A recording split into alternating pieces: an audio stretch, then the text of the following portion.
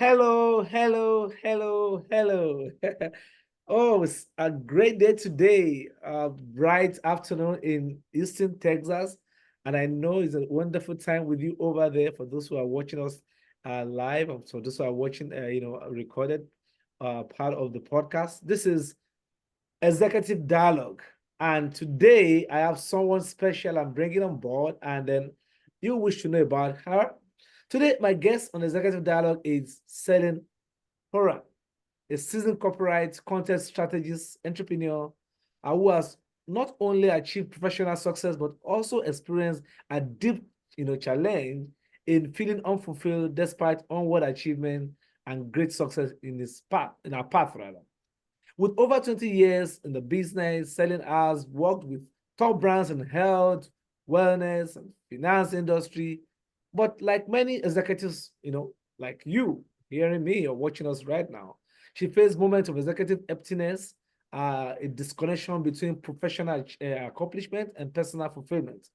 On this episode, Celine will share a personal journey of overcoming dissatisfaction and how she rediscovered her purpose and offering wisdom and insight in helping other people who will be watching us live or be watching us right now how to navigate from such similar struggle. Welcome on board, Celine Horan.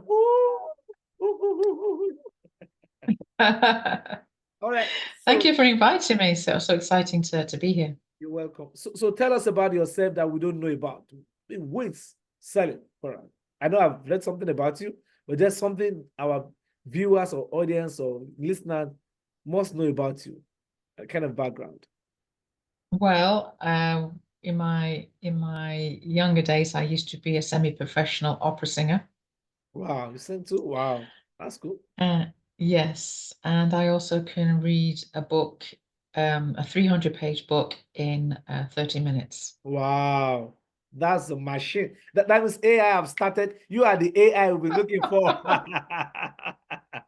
All right, so let's go straight to the point.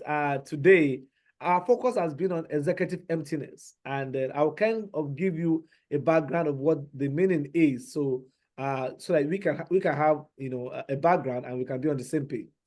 Executive emptiness is a concept that I describe as a state of unfulfillment, dissatisfaction, and lack of purpose experienced by high achieving executives and entrepreneurs despite their personal success.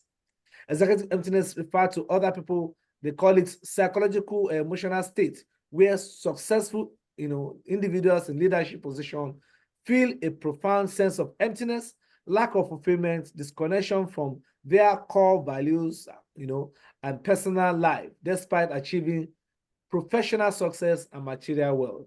How real is this, Celine? It's real. It Wow. is real. It's real.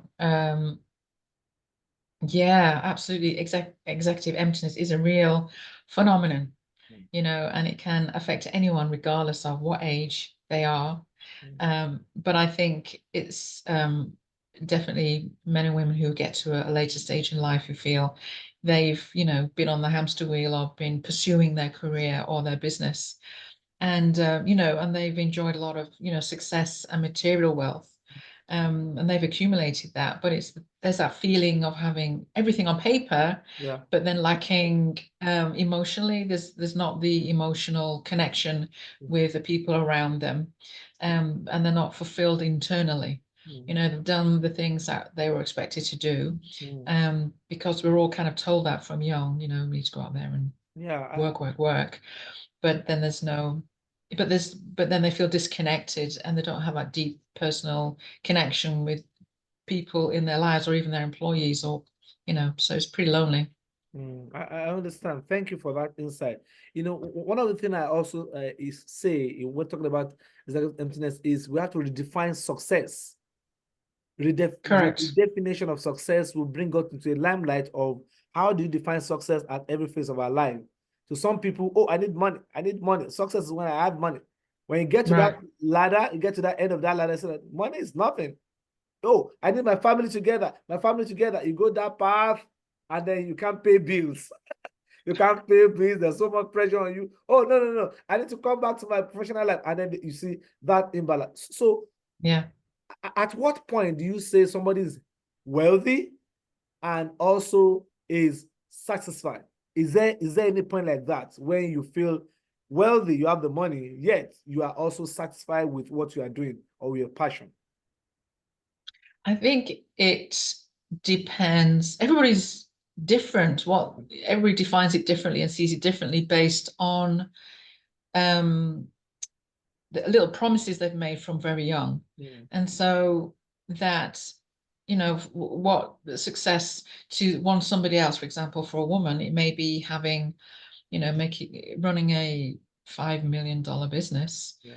And for another woman, and she sees that as successful, but another woman is focusing on, raising great, healthy, functional children.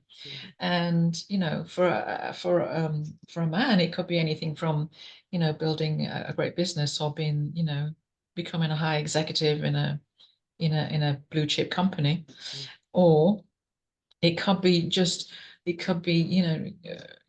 going climbing Mount Everest. That could be it depends what it is. Everybody's different. Everybody has their bucket list, wish list that defines success. I mean, most people say it's about the money, but I think things are shifting, and people are realizing it's not. Yeah, we have to pay the bills and yada yada yada. But if this life is 360. It's not just one dimensional. Yeah, yeah. I agree with you. And I think it's very important to really say this is success for me. To some people, I want to see my children growing. I want to have that experience with my children, despite Right, me pursuing my career or pursuing my business goal and all that. I also want to, probably some will say, oh, I want to be part of my relationship. I want to invest enough time with my significant other, wife, husband, right, whatever it may be. you know right. so my question here is, despite so much money for executives, for that kind of executive, why do they still feel this disconnection? What are the things that they disconnect from that makes them to feel empty? Do you have an experience? Why they feel empty? Yes, Is that even when they have all these things we call money, all the wealth, all the career achievements, so to say, why do they right? still feel empty? Because some people think when I get there, oh, I'll be okay. When I get to the top of my career, I'll be good. Yeah, yeah, yeah. I think again, it's not having, over the years, making compromises with self.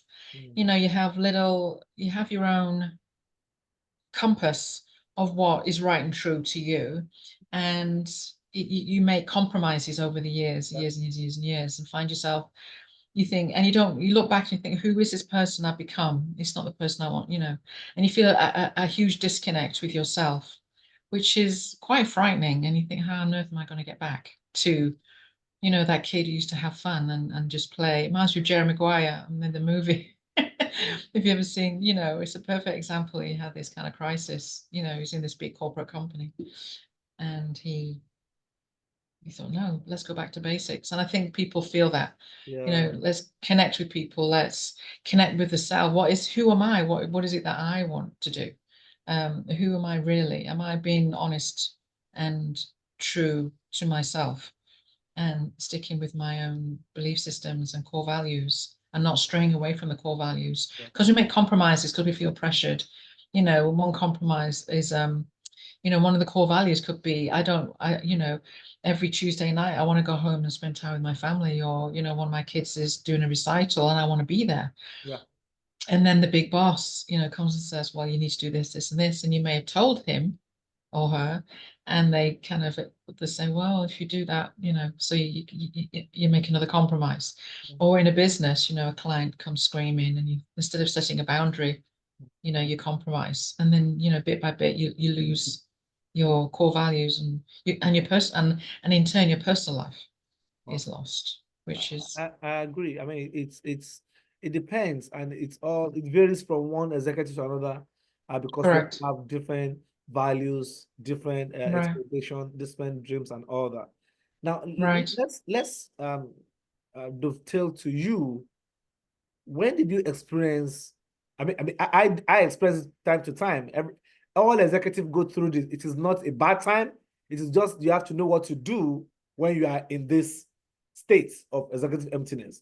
Because if you check my social media, I posted last time, Oprah Winfrey was in executive emptiness when he was bashed, he was down, but he got something out. Privacy show came out. Steve Jobs at the point, I was, kicked out from his own company, board. He was down because we have executive emptiness. He was asking, what do I do? Where do I go from here? Then he came up with something, and then before you know, he came back again. I mean, you can, this guy, the Disney guy, the what not Disney guy, also at the point he was locked down somewhere. He was down. He was thinking, how do I get out? He was saying rats and rats. It was, I mean, he was somewhere down. Executive emptiness. That was when he was still the lowest part of his life. But you know what? That brought out the products that we have, global, Disney world today. So you, Celine Hogan, how do you describe your own time of executive emptiness? How did it look like for you? Share your experience, because our viewers are really, liking it, and they are watching it right now to learn. Yeah, for me, as a creative, as a copywriter for 20 years, one of the milestones for me that I wanted was to get a control. And a control is when you beat the past copy. It's like having, to explain it, it's like having a hit record in the charts for 6 weeks.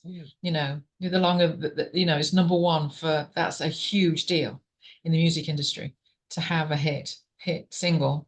And in the copywriting world, it's the same kind of thing, but you're writing content to sell a product.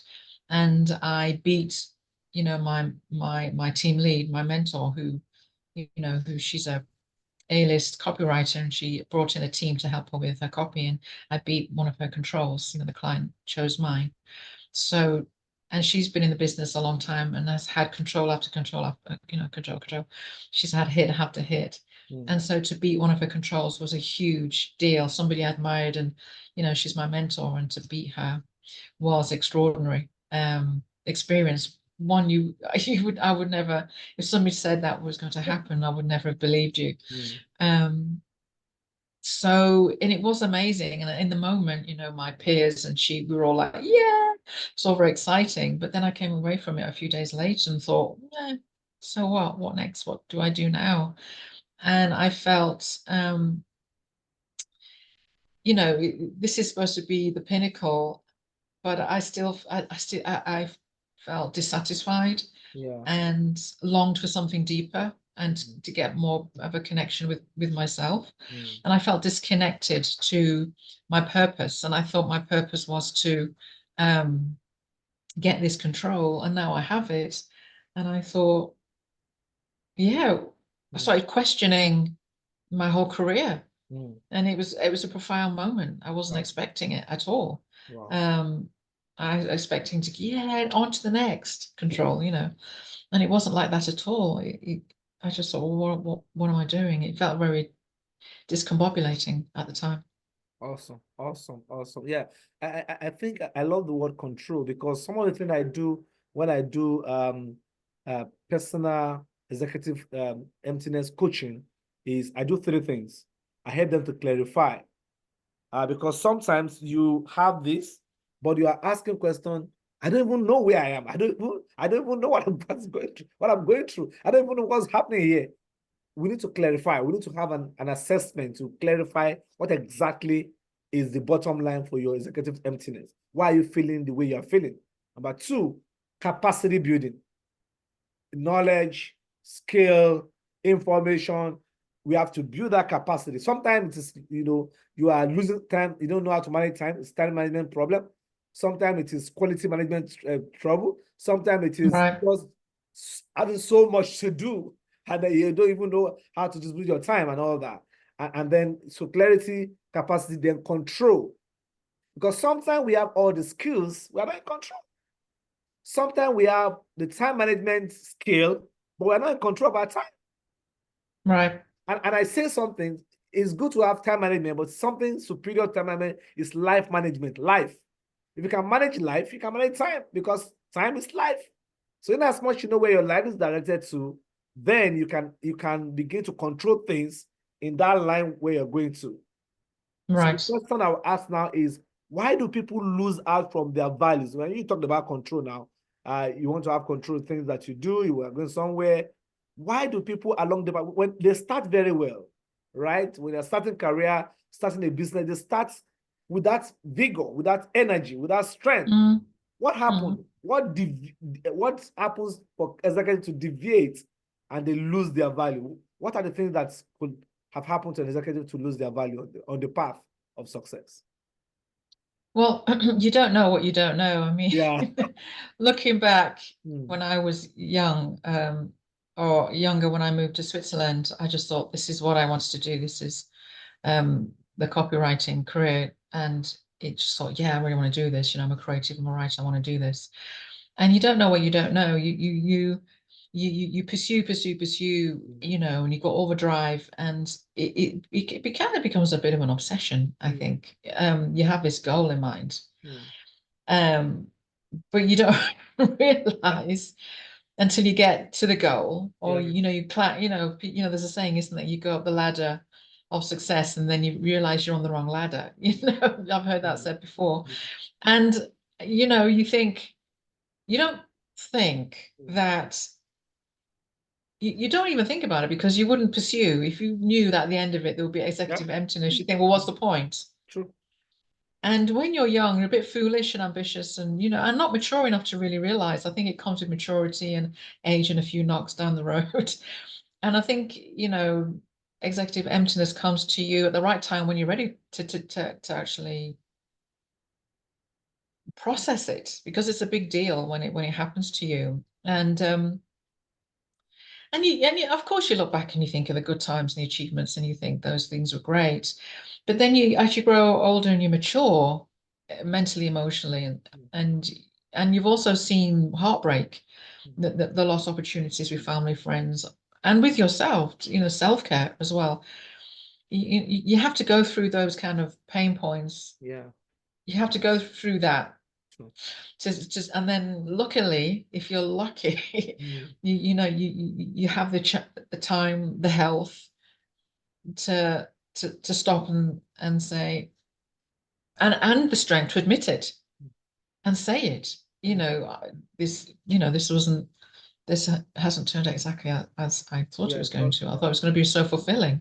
Mm, And for sure, I did get the accolades, but why am I feeling empty? And mm, asking that profound question, a lot of people don't, and don't want to face it, and yeah. keep, to their detriment. Mm, But the smart people, I think, who are wise, you know, allow themselves to feel those feelings and have those thoughts and ask those questions. And it takes a lot of bravery to do that. And then they can really, um, sit down and think, okay, what do I really want? And then the next years can be the most profoundly amazing, and true. 10 times squared better than before. I think another example comes to mind is the book Remove my who moved cheese. my Who Moved My Cheese? Yeah. Isn't that interesting? Absolute phenomenal book, Yeah. and it sold bucket loads because everybody resonated with it. You think, and the goalposts keep moving, and you Yeah. keep, pursuing this career, and you slog your guts out and don't get much thank for it. And you think, what do I do? What did I do it all for? Mm. What was the point of all of it? What's really important?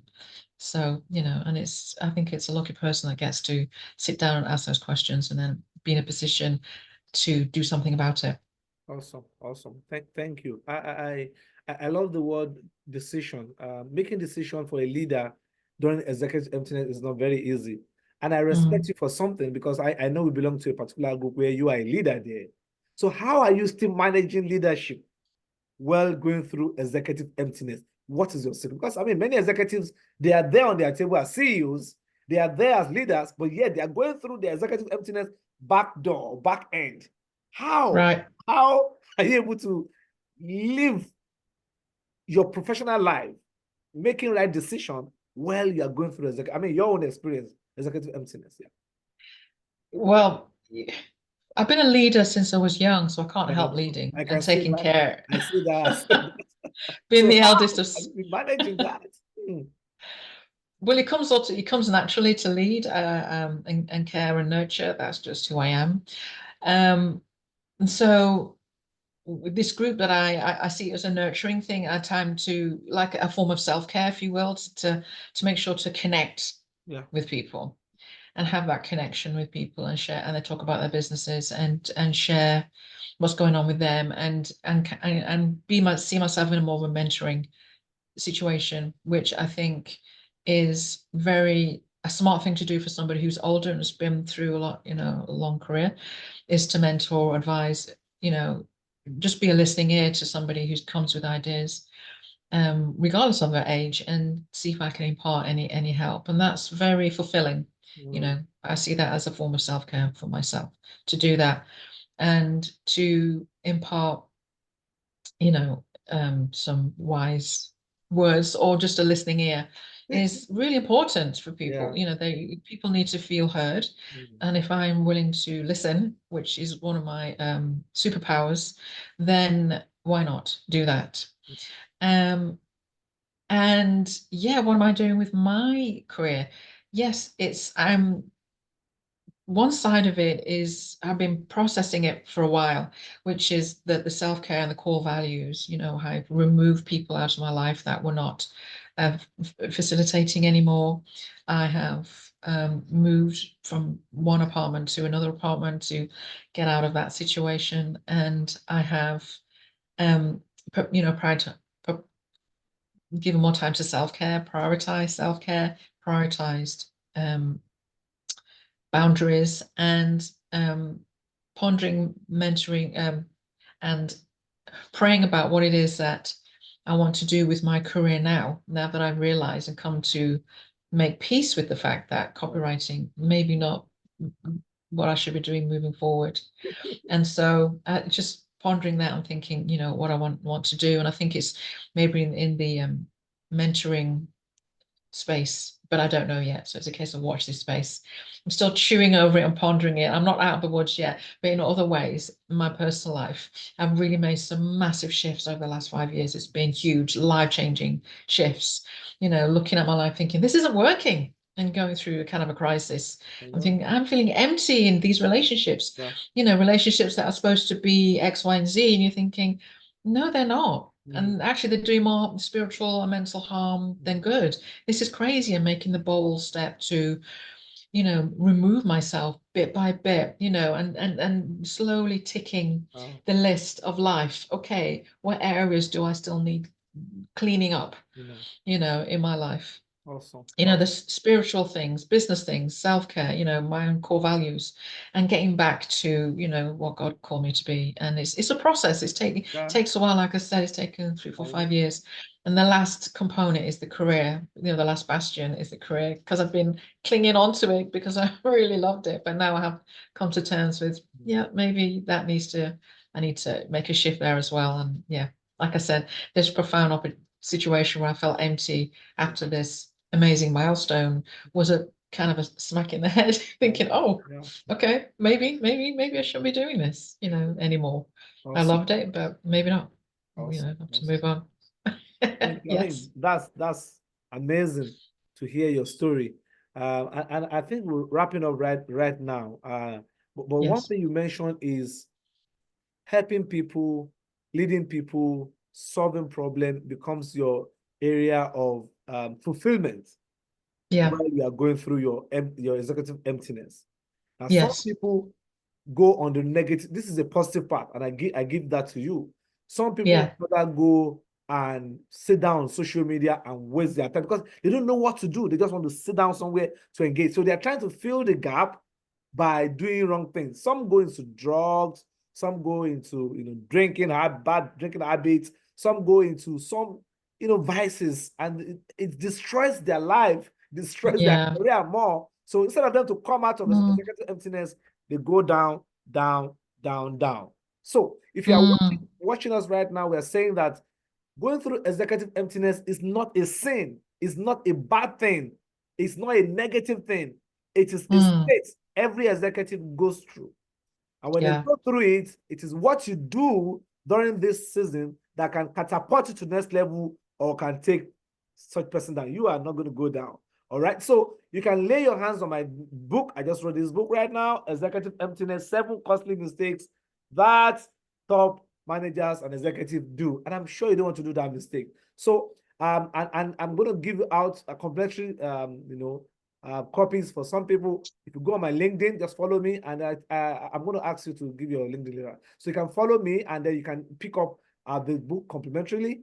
And then you can also run the assessment called on Executive Emptiness Assessment. I'm also going to drop that for you complimentarily, free for now, before we put price on it. But I'm saying that what myself and Celine we are agreeing on today is executive emptiness is not a bad thing. You have to do something Yes. about it to fill that gap. All right. Before we Yeah. go, what is your final tip? What for our people that are watching us concerning their life, their career, and balancing their personal and then professional life together and being out of executive emptiness? What would you say? Core values. Get back to your core values before it's too late. Core values. Awesome. Thank you very Yeah. much, Celine. It's so awesome having you. But before I go, can you just tell us how do we connect with you? Where do we find you? So that people that are watching can always connect with such a great value that you are dropping this moment. Sure, they can find me on LinkedIn. Celine Horan Copywriting is Celine Horan Copywriting. You can find me there on LinkedIn, and then you can DM me and we can have a nice chat. That'd be great. You can be sure she is loaded. I have to beg and drag her down here today. Thank you very much, Celine. It's been awesome having you on Executive Dialogue today, talking about My executive pleasure. influence. Thank you very much for being a blessing to the community. I appreciate it. Oh, All right, thank you. have a good Thank one. you. All right, my name again is Remy Dairo. I'll see you next week on Executive Dialogue, where we're talking about executive emptiness. Have a good one. Bye.